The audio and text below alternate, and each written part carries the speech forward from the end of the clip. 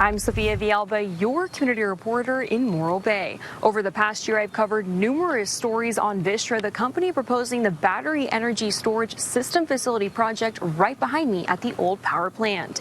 Now, I recently found out Vistra sent this letter to the City of Morro Bay on Friday, announcing they will be withdrawing their application from the city. Now, I'll get to that in just a minute, but first, I'd like to give you some background on how we got to this point. In 2020, Vistra submitted its battery project application to the city. In 2022, Assembly Bill 205 passes, which allows energy companies to bypass local jurisdictions like city councils to go to the state for approval.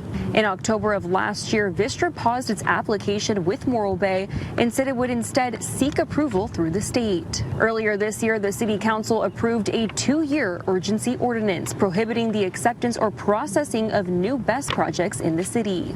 With Vistra now choosing to withdraw their application, I looked into what that means. A big question many people in the community have following Vistra's withdrawal is if the company will be going to the state for approval of their project. In the company's letter to the city, it stated, "When there is more to share about our redevelopment plans, including the potential to use the opt-in certification program to objectively review a plan to renew and reuse the Morro Bay power plant site, we will inform you and the community." The proposed project called for a 600-megawatt lithium-ion battery facility, enough to power 450,000 homes. Some people in the community are happy it won't be moving forward, at least right now.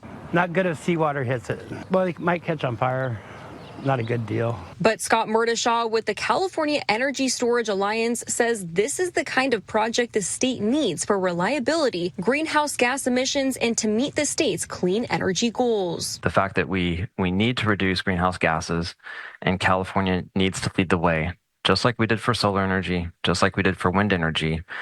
We were pioneers in developing renewable energy technologies. Now we're a pioneer in developing energy storage technology. Murdishaw tells me storage is the key to using renewable energy. And we know that wind energy and solar energy are now the cheapest forms of energy, but the problem is that we can't just turn them on and off when we need them.